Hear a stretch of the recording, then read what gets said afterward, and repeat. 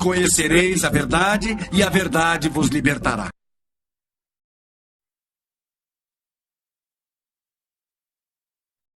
Melchizedek is supposed to have been one of the shepherd kings who invaded Egypt and built the tomb for ages as one of the seven wonders of the world, about 2170 BC. Its interior passages represent human history. Downward, the cause of sin and death. The giants were the demigods.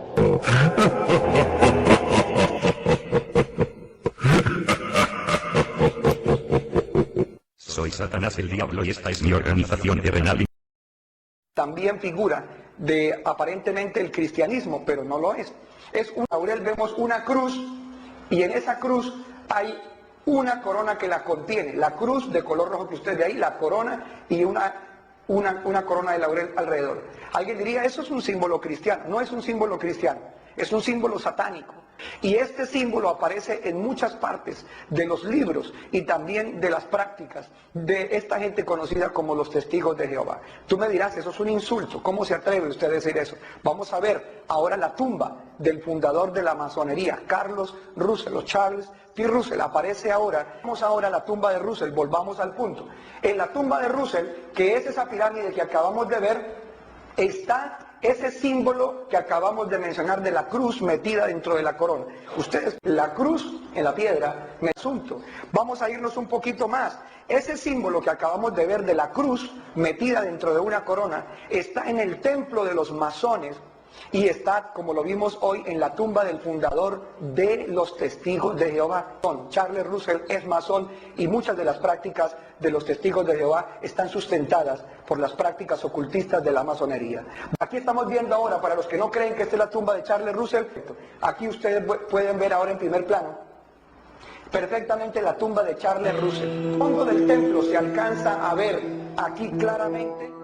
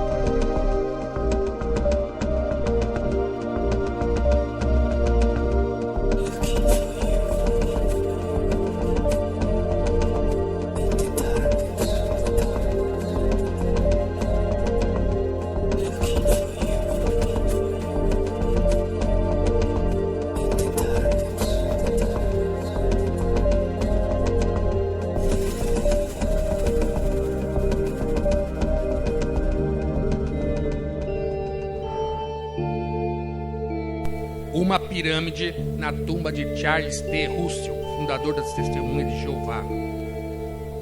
Vemos aí o complexo maçônico de Pittsburgh, nos Estados Unidos da América, ao lado do cemitério onde foi enterrado Charles T. Russell.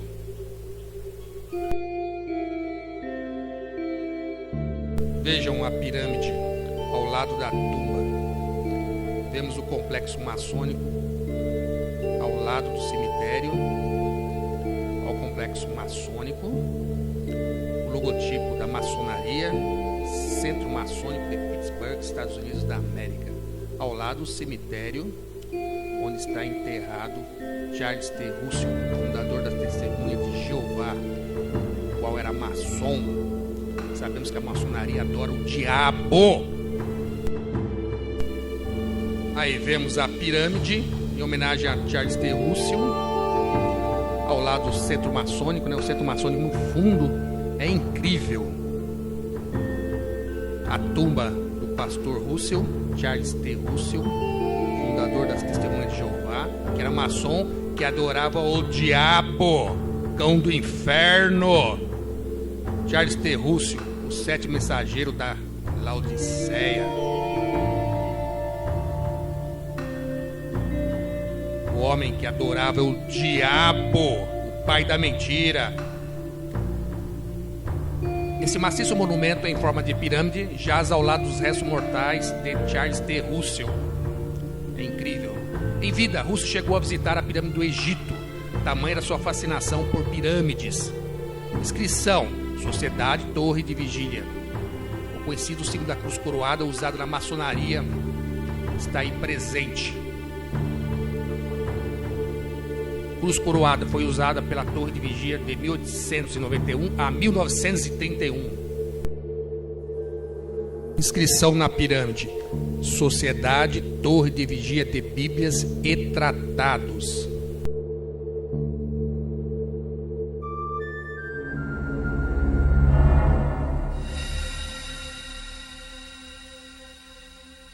Este documentário contém depoimentos que retratam os testemunhas de Jeová. Numa distribuição Buena Vista Filmes,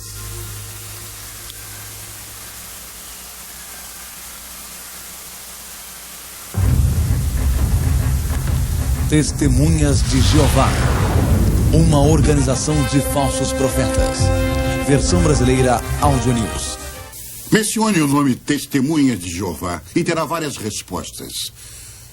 Normalmente vem à mente a imagem de duas pessoas batendo à sua porta em horas inconvenientes, avisando que o fim do mundo está próximo. Ou talvez você se lembre de uma história que leu nos jornais ou viu na TV de testemunhas de Jeová recusando transfusões de sangue. Quem são essas pessoas e de onde elas vêm? A Sociedade Torre de Vigia de Bíblias e Tratados, no Brooklyn, Nova York, controla as atividades das Testemunhas de Jeová em todo o mundo. Eles publicaram recentemente uma análise de sua história chamada Testemunhas de Jeová, Arautos do Reino de Deus. No início eles dizem que, abre aspas, ninguém conhece a história moderna deles melhor do que eles mesmos, fecha aspas. Vão mais adiante e dizem que apresentarão uma história franca. Joanne Magnani, diretor da Witness Incorporation, é um reconhecido expert em testemunhas de Jeová. Tem esse comentário. Deveríamos esperar, diante das afirmações feitas pela Sociedade Sentinela na introdução desse livro, que apresentarão a verdadeira história da organização. Na página 178, eles afirmam que é preciso honestidade em tudo que fazem. Se basearam em antigos escritos onde é dito que o próprio Jeová é o Deus da verdade. Eles prometeram honestidade neste livro, mas será que cumprem a promessa? Encobrindo a verdade. Dave Riccaboni é lembrado por seus serviços prestados durante muito tempo à sociedade, imprimindo a revista Sentinela. Aqui ele é visto no filme Sociedade do Novo Mundo em Ação, de 1963.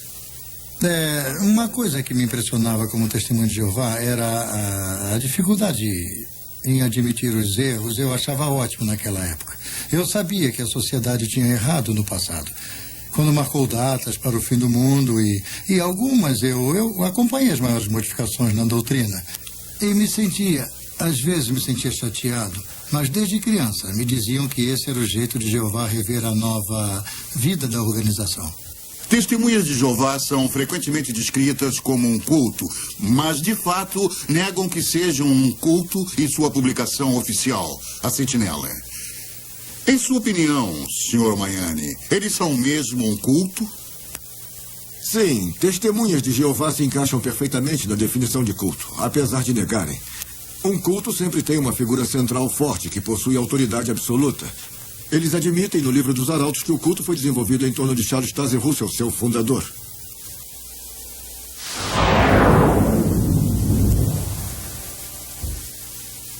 Charles Taze Russell nasceu na Pensilvânia em 1852. Desde os 11 anos, ele trabalhava na loja de roupas da família e se tornou um bem-sucedido homem de negócios. Aos 17 anos, recebeu a influência de antigos adventistas que marcavam datas para o fim. Logo depois, rompeu com eles e começou a publicar sua própria revista, conhecida como Sentinela. Cresceu rapidamente, mas seus problemas de verdade estavam em casa. Em 1916, depois de várias batalhas conjugais, Russell se divorciou de sua esposa Maria. Em vez de dividir seus bens pessoais com ela, ele transferiu todos para a Sociedade Sentinela de Bíblias e Tratados que ele controlava totalmente. Esse livro menciona a transferência em pé de página, mas não lemos aqui o óbvio. O pastor Russell traiu a sua esposa. O livro menciona repetidas vezes que o pastor Russell não foi apontado como adúltero, mas só porque sua esposa não o acusou de adultério. Em vez disso, ela o acusou de comportamento imoral com uma jovem que morava na casa deles. Era tarde da noite, por volta de 11 horas. Ele colocou o braço em torno dela e a beijou. Isso aconteceu no vestíbulo, antes de entrarem na sala, e ele a chamou de pequena esposa. Mas ela disse, eu não sou sua esposa. E ele disse, eu vou chamá-la de filha. E uma filha tem quase todos os privilégios de uma esposa. E que outros termos foram usados? Então ele disse, sou como uma água viva, vivo flutuando aqui e ali. Toco uma e outra. E se ela retribui, eu a pego para mim. E se não, flutuo até outras. E ela escreveu isso para que eu me lembrasse das palavras exatas quando falasse com ele. E ele confessou que tinha dito aquilo. Então, por que o livro diz que Maria Russell queria notoriedade para ela, quando, na verdade, a corte declarou? Ele mesmo diz que ela é uma mulher de perfeito caráter moral. O seu testemunho é uma forte confirmação das alegações dela. O julgamento descreveu o comportamento dele como tratamento cruel e bárbaro, e mais. Sua conduta para com sua mulher evidencia um egoísmo insistente e autoglorificação que necessariamente tornaria a vida de qualquer mulher sensível e cristã um fardo e faria sua condição intolerável. Eu fiquei surpresa ao descobrir muitas coisas estranhas sobre o pastor Russell quando fiz uma pesquisa independente sobre ele. Aqui, no livro Finished Mystery, ele ensina que os batismos nas igrejas, no início feitos por Paulo, enchiam de fumaça o cérebro dos homens. Ele achava que se os cachorros tivessem uma cabeça igual à cabeça humana, o cachorro pensaria como homem. Deu conselhos de saúde que eram puro lixo. Por exemplo, ensinava que a apendicite era causada por mordidas de verme no cólon. Ele vendia um trigo chamado de milagroso a um preço nada milagroso para seus seguidores. Nenhuma dessas coisas é trazida à tona nesse livro. Não fizeram um trabalho honesto ao retratar seu fundador de modo nenhum. Estamos preparados para documentar que Charles Russell acreditava que ele era o canal de comunicação entre Deus e os homens. Ele até mesmo se autodenominava a boca de Deus. Está acreditado aqui no livro Finished Mystery, escrito após sua morte. Diz que Russell é encarregado do paraíso. Tradução do Novo Mundo. A Bíblia produzida pelas Testemunhas de Jeová, chamada Tradução do Novo Mundo, causou muita controvérsia. O livro dos Arautos afirma que é uma tradução literal que apresenta fielmente o que está nas escrituras originais. E que todo o comitê de tradução era de ungidos espíritos cristãos. Mas não revelaram seus nomes. Meu último marido, Bill, estava no quartel-general da Sociedade Sentinela, trabalhando na tradução do Novo Mundo. O ex-presidente Fred Franz foi o principal responsável por essa tradução. Não era doutor e muito menos erudito em grego. E só tinha cursado 2 anos da universidade. Não havia eruditos. Eu sei porque conhecia todos pessoalmente. A suposta tradução foi escrita para refletir a doutrina pessoal deles. E o livro dos Arautos não diz a verdade quando afirma que essa é uma tradução literal do grego original. O único grego original que conheço é Jorge Ganges, do Comitê Secreto de Tradução. E ele não era erudito, disso eu tenho certeza. Ele mesmo me contou que antes de juntar-se a nós era cozinheiro em Columbus, em Ohio.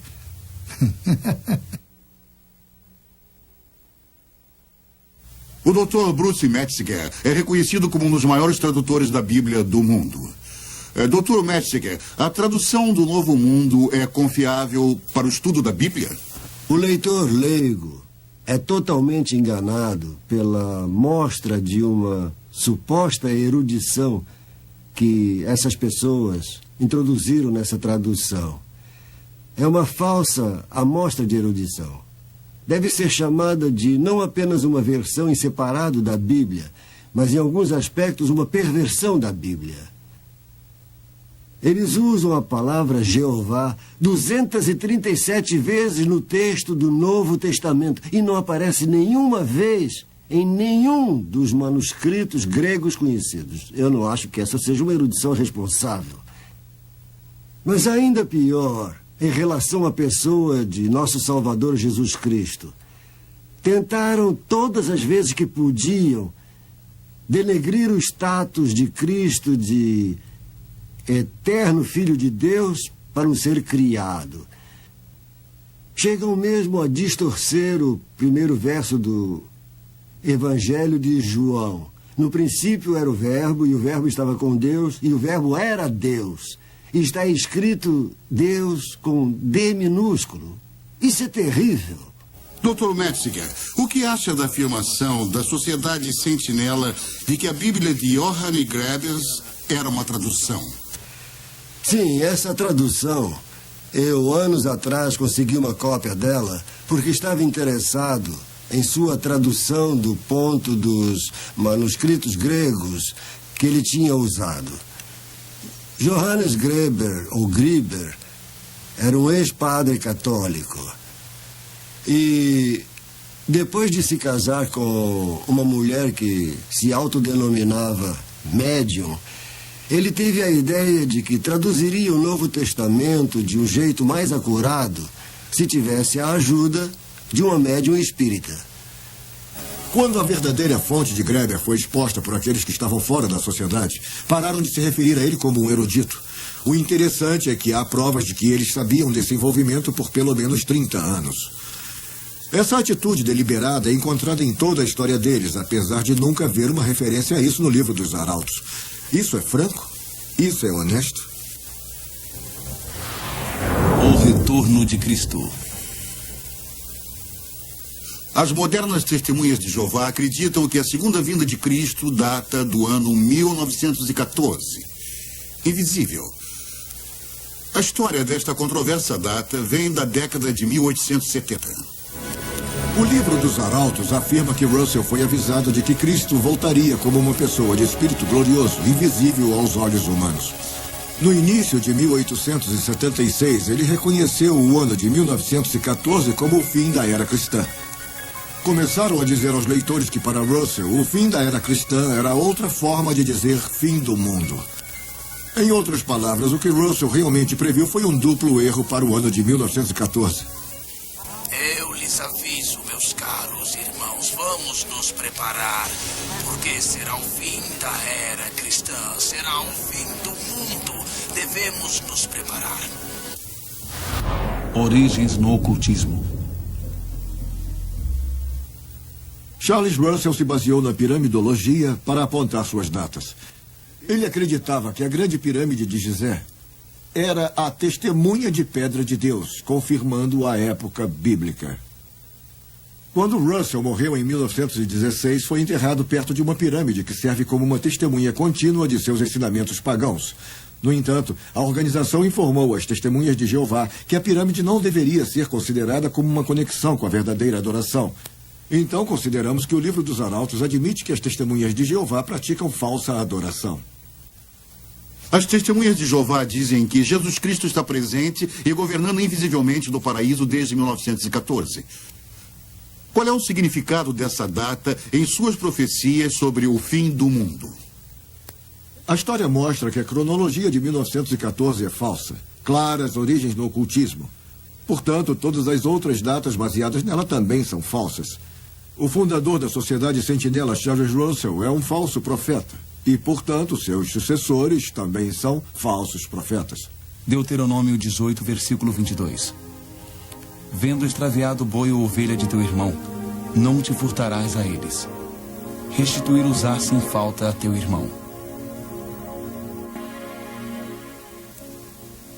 Essas acusações de início no ocultismo são, sem dúvida, chocantes para as modernas Testemunhas de Jeová, já que eles negam todas as conexões com o oculto.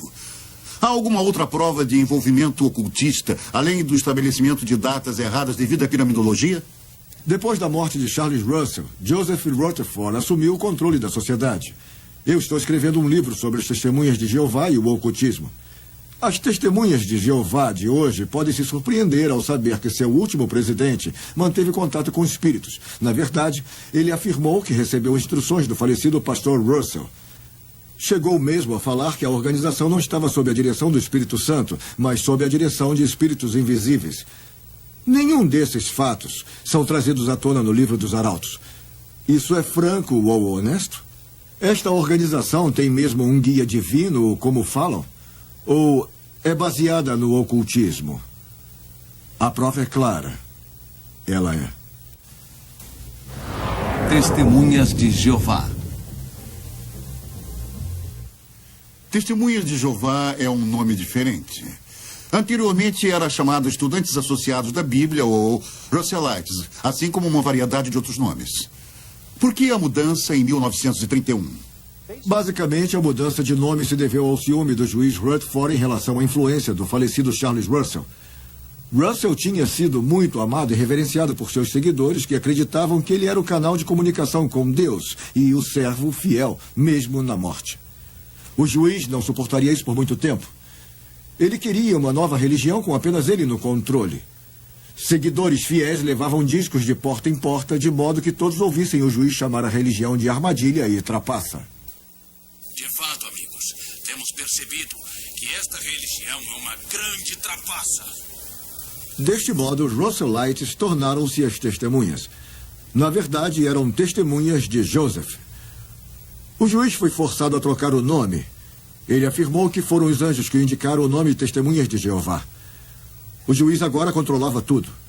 Como o ditador das Testemunhas de Jeová, ele permaneceu firmemente no poder até sua morte em 1942. O fim estava aqui. As Testemunhas de Jeová têm uma longa história de datas falsas para o fim do mundo que volta ao século passado. Muitas das modernas Testemunhas de Jeová não conhecem os fatos. Eu era da 4ª geração de Testemunhas de Jeová e conheci o juiz Rutherford pessoalmente quando era criança. Pelos escritos de Charles Russell, os pais dos meus avós e outros antigos seguidores acreditavam que o fim seria aqui em 1914. Tínhamos uma grande biblioteca da Sentinela em nossa casa. Minha família acreditava fielmente que o mundo acabaria no Armagedon, como havia aprendido. Esse livro dos Arautos não é muito confiável. Os fatos reais foram encobertos.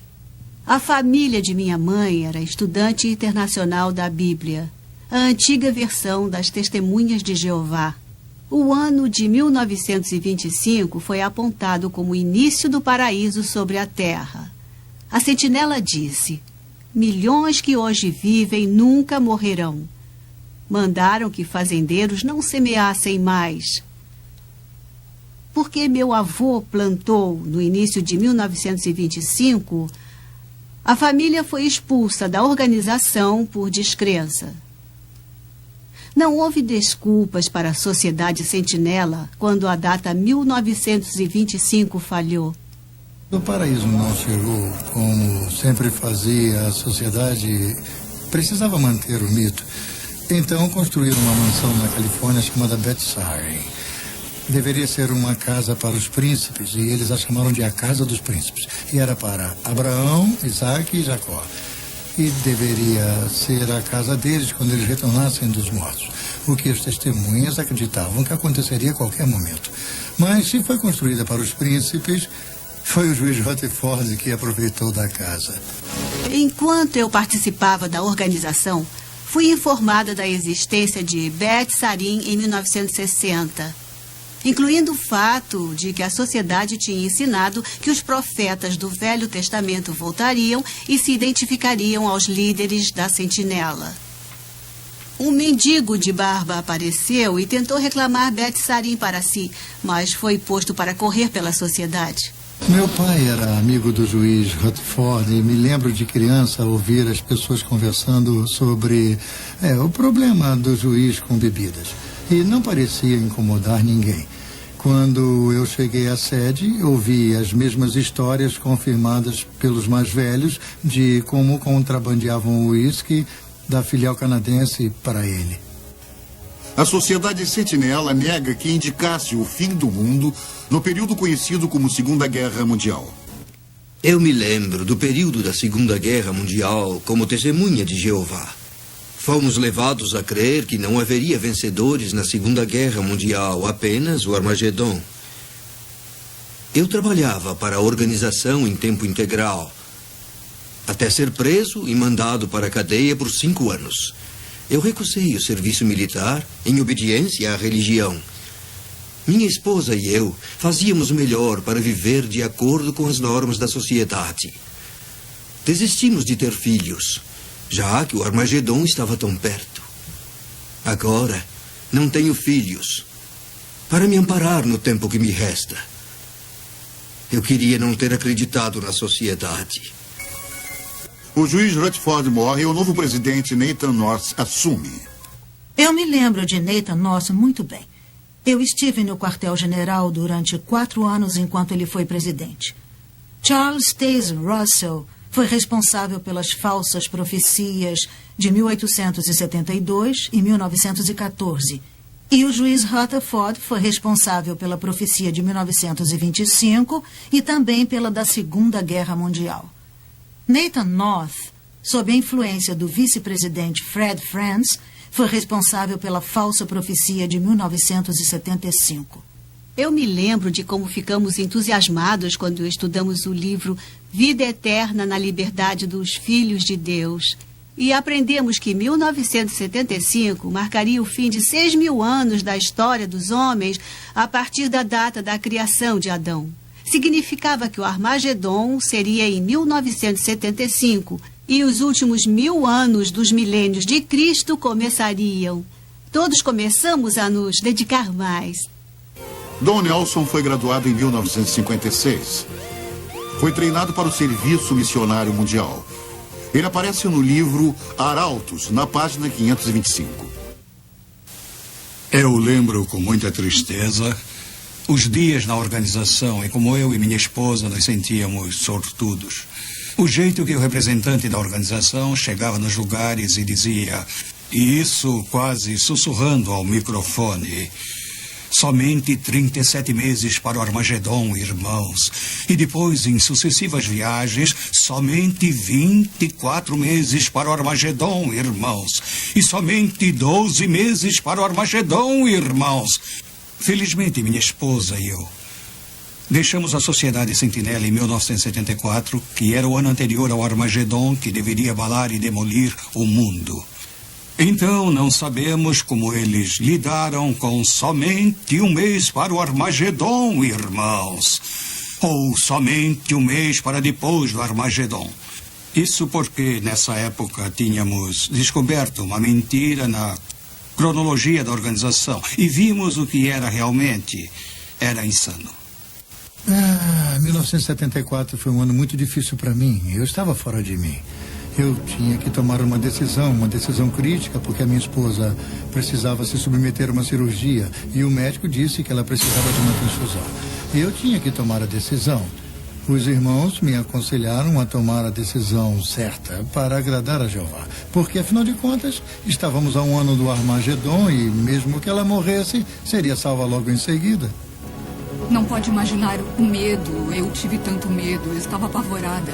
Estava perto da morte, estava em um hospital. E irmãos e irmãs diziam para que me entregasse a Jeová e que não aceitasse a transfusão de sangue. Se eu aceitasse a transfusão, eu morreria no Armagedon. Se não aceitasse e morresse, eu seria salva. O grande júbilo estava chegando. Era 1974 e 1975 estava à nossa porta. E se me mantivesse fiel a Jeová, eu seria salva. Esse foi o conforto que me deram. Há alguns anos antes de 1975, os mais velhos me convenceram a vender minha coleção de selos que estava em minha família há 3 gerações. E eu calculo que deveria valer hoje mais de $1 milhão. Quando a data 1975 falhou, percebi que estavam errados e logo deixei a organização. Eu me lembro de como ficávamos presos a nossos assentos no fim da década de 60. Enquanto a sociedade atraía um casal após o outro em sua filosofia, e as pessoas vendiam suas casas e bens e iam passar todo o tempo no ministério nos poucos meses que restavam antes do Armagedon. Alguns se livraram de suas casas, alguns esvaziaram suas contas no banco. Minha família e eu vendemos nossa casa e nos mudamos para onde a organização indicou. Assim poderíamos ouvir a mensagem da sociedade antes de 1975. Em 1973, eu fundei uma companhia chamada Dreamline, na qual cheguei a empregar 1.500 testemunhas de Jeová em 100 pequenas distribuidoras. Muitas delas me procuravam, queriam me convencer a passar o negócio adiante e que me juntasse a eles. Afinal, 75 estava chegando. E 75 chegou mais perto e alguns me criticavam e chegavam mesmo a me chamar de Segundo Pedro. Eu dizia que quando a sociedade sentinela parar de crescer, eu paro de crescer. E, claro, aqui estamos muitos anos depois. Eu me lembro da agitação que tomou conta de nós, testemunhas de Jeová, na Assembleia, quando anunciaram que os estudos da Bíblia não deveriam durar mais de 6 meses, já que 1975 se aproximava rapidamente. Um irmão conduziu 16 estudos da Bíblia, mas ao final de 6 meses não tinha concluído nenhum. A liderança da organização disse para que não nos perturbássemos se nossos estudos da Bíblia falhassem. Disseram, essas pessoas tiveram sua chance e não merecem viver na nova ordem de Jeová, se não conseguiram decidir em 6 meses se querem ser testemunhas de Jeová. Mandavam-nos sair e procurar por outros, rapidamente. 1975 veio e se foi sem o Armagedon e sem o tão falado final do milênio do reino de Cristo. Todos seriam destruídos, a não ser que fossem testemunhas de Jeová. Como a sociedade sentinela lidou com esse embaraço? Como de costume, a sociedade culpou seus membros pela falha da profecia, como fizeram no passado. O presidente Nathan North não interferiu quando o vice-presidente Fred Franz tentou encobrir a falha. Ele começou negando. Franz admitiu algum desapontamento por um lado, mas por outro se recusou a admitir sua culpa e marcar a data. Ele disse que não tinha sido específico, mas foi. Afirmou que não tinha dito que o Armagedon seria em 1975. Disse que poderia ser. Mas quem frequentava as assembleias sabia do contrário. Muito mais foi dito do que foi escrito. Então, 1975 foi um grande desapontamento. Quando Nathan North morreu em 1977, Fred Franz tornou-se presidente da sociedade. Mas ele continuou negando sua responsabilidade pela falha de 1975? Fred Franz continuou negando sua responsabilidade por 1975. Eu consegui conversar com Fred Franz numa entrevista pelo telefone. Falei para ele que as negativas dele tinham vida curta. Afinal, ele tinha sido bastante específico sobre 1975 nas publicações e li para ele algumas frases. Disse para ele que foi por isso que muitas testemunhas de Jeová largaram tudo por 1975. Foi Franz que os forçou a acreditar que em 75 tudo acabaria. Ele se perdeu em suas palavras. Suas antigas afirmações o condenavam. Ele era um falso profeta. E eu disse isso a ele.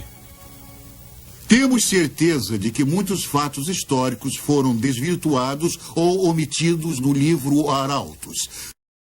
Em suas páginas, nós achamos confissões potencialmente condenáveis se nós procurarmos. Na página 641 ainda achamos uma alegação, apesar de mudarem sua doutrina continuamente, da falsa profecia, que diz que as testemunhas de Jeová estão avançando na luz da verdade. Precisamos perguntar, para eles, o que é esta luz? Juízo Final, 1999. Mesmo depois da última falsa profecia, eles não resistiram a continuar marcando datas para o fim do mundo. Continuam dizendo que 1914 foi o ponto de partida para a última geração, e várias referências em suas publicações apontam agora o ano 2000. Isso pode tornar a última geração bastante longa. De 1914 a 2000, um total de 86 anos. O tempo é o inimigo dos falsos profetas. E logo vão precisar da luz de 1974. Eu tenho acompanhado a história da Sociedade Sentinela por toda a minha vida, tanto dentro quanto fora da organização. E acho que Isaías 8:20 aplica-se a ela. Se eles não falarem desta maneira, jamais verão a luz. O livro Arautos fala muito das lideranças humanas sobre as testemunhas de Jeová e de como esse método de autoridade tem continuidade depois da morte de cada presidente. Mas fazem falsas declarações sobre como as testemunhas de Jeová encaram esses líderes. Adoração da criatura, Romanos 1, versículo 25. A Sociedade Sentinela acusou a People's Puppet Association por estabelecer sectarismo em torno do fundador Charles Russell. As modernas testemunhas de Jeová talvez se surpreendam em saber que People's Puppet Association foi o primeiro nome da Sociedade Sentinela no Brooklyn, Nova York. Foram eles que publicaram que Charles Russell era a criatura que Deus escolheu sobre todas as outras. Os primeiros seguidores de Russell deram a ele o status e a honra de criatura de adoração. As modernas testemunhas de Jeová devem checar por si mesmas e não engolir cegamente tudo que consta da literatura da Sentinela. São muitas enganações deliberadas. Normalmente, há muito dinheiro por trás dos cultos. Será que isso existe na Sociedade Sentinela? Muito dinheiro. Só precisamos olhar para as propriedades compradas pela Sociedade Sentinela no Brooklyn, Nova York e regiões vizinhas. São algumas das regiões mais valorizadas do mundo. E eles tiveram dinheiro para comprá-las. Aqueles que trabalharam no quartel-general da sociedade deram até a alma. Acreditávamos que estávamos servindo a Deus. Éramos escravos voluntários da Sociedade Sentinela e ajudamos a construir uma rica companhia de publicações. O dinheiro vinha das congregações e dos trabalhadores.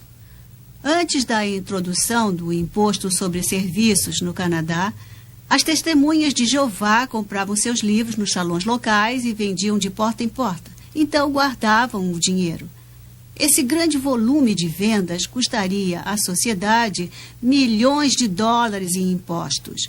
Em troca, as testemunhas recebiam a luz até que o imposto foi criado. Então, continuaram pagando pelos livros nos salões, mas agora é chamado de contribuição. Agora, desavergonhadamente, solicitam dinheiro de porta em porta onde colocam seus livros, mas as pessoas não guardam mais o dinheiro. Precisam entregar à sociedade também.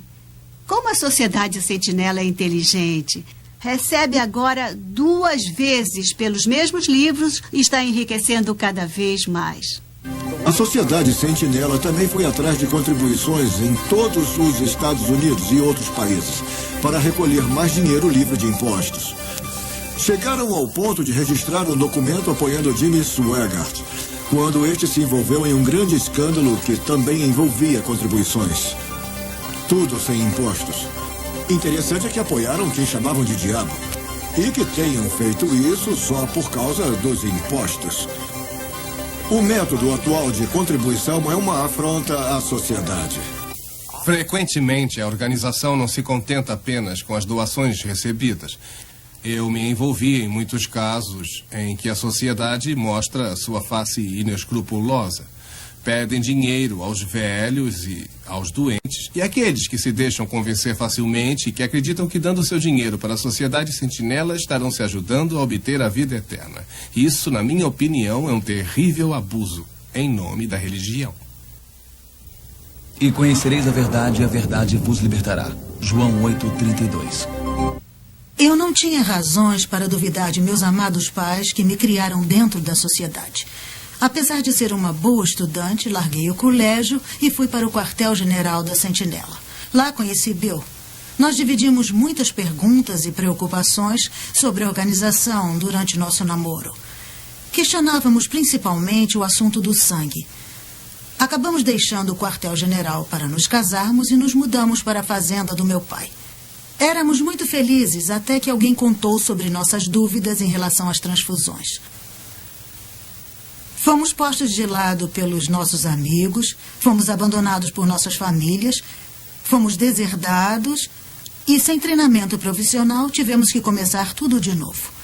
Pesquisamos sobre a organização e provamos que eram falsos profetas e pregavam uma doutrina errada. Vimos que colocamos a organização no lugar em que Cristo devia estar.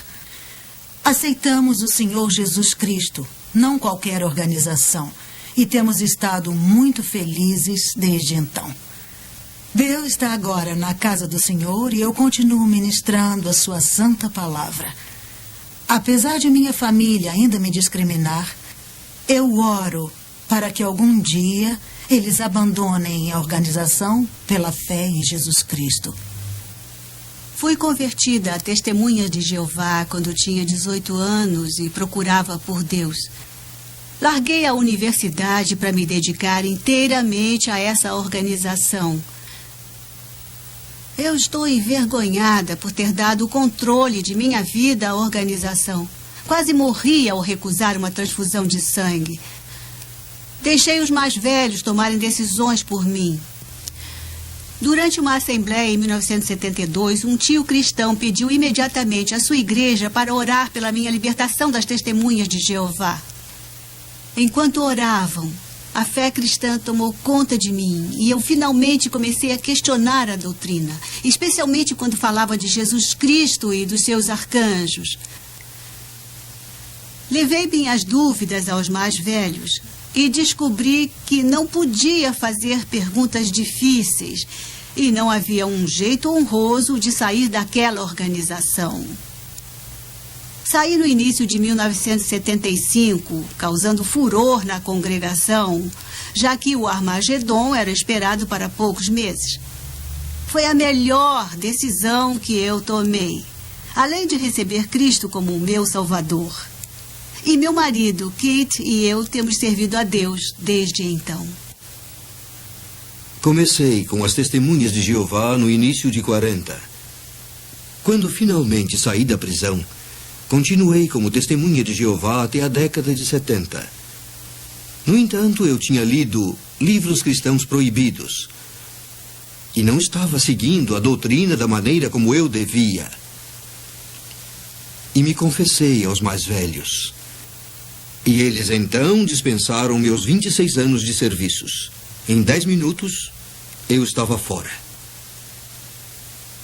Mas então um amigo cristão colocou seus braços à minha volta e me mostrou o amor de Cristo. E eu senti mais amor nele em 10 minutos do que em todos aqueles 26 anos de organização. Mais tarde, ao ler um livro cristão, eu tive certeza de que Jesus Cristo é o Senhor. E caí sobre os meus joelhos e o recebi como meu Salvador.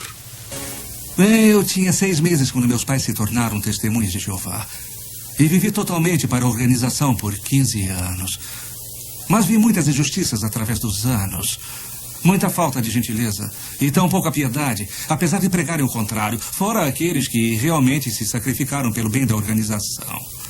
Finalmente, depois de destruírem minha família, comecei a investigar a organização Sentinela e a ler a Bíblia. Porque eu queria saber se as testemunhas de Jeová eram o canal de Deus. Eu queria saber como obter a vida eterna. Bem, descobri que Jesus Cristo é o caminho, a luz, a verdade, e não qualquer organização. E é claro, Jesus, sim, nos dá a vida eterna. Eu estava saindo do colégio em 1973 e pensava em ir para a faculdade de Direito. Naquela época, meus pais, testemunhas de Jeová, me disseram que o Armagedon seria em 1975. Eu só tinha mais 18 meses de vida. Então larguei os estudos e me juntei às testemunhas de Jeová. Mas graças a Deus, alguns cristãos maravilhosos me mostraram que eu estava seguindo um falso profeta. Esses fatos estão em meu livro. Eu não gosto que me enganem. Quando descobri que a Sociedade Sentinela estava me enganando, soube que estava em um culto. Mas então aconteceu algo maravilhoso. Eu aceitei Jesus como meu Salvador e ele nunca mentiria para mim. Muitas pessoas aceitam a mentira ao lerem a Sentinela. Agora dedico minha vida a mostrar a elas o resto da história, a verdadeira história das testemunhas de Jeová. Uma organização de falsos profetas. Minhas orações a Jesus abriram os olhos de muitas testemunhas de Jeová para o verdadeiro amor de Cristo. Esse programa analisou o livro Testemunhas de Jeová, Arautos do Reino de Deus. Os líderes da Sentinela dizem que é a história verdadeira da religião deles, mas acabam de ver que a versão real da história deles é uma perversão dos fatos. Ainda declaram que todos devem acreditar neles para serem salvos. Na verdade, as testemunhas de Jeová são arrogantes ao nos convidar à organização de Jeová para a salvação. Mas Jesus Cristo diz em sua palavra: eu sou o caminho, a verdade e a vida. Ninguém vem ao Pai senão por mim. Que convite você vai aceitar? Da próxima vez que uma testemunha de Jeová bater a sua porta querendo lhe vender uma revista Sentinela, seja simpático. Mas lembre-se de que, como cristão, você é o verdadeiro arauto do reino de Deus. E é ele quem precisa aceitar o amor de Cristo. Porque é membro de um culto supostamente chamado de Testemunhas de Jeová, uma organização de falsos profetas. Acautelai-vos dos falsos profetas, que se vos apresentam disfarçados em ovelhas, mas por dentro são lobos roubadores. Mateus 7, versículo 15.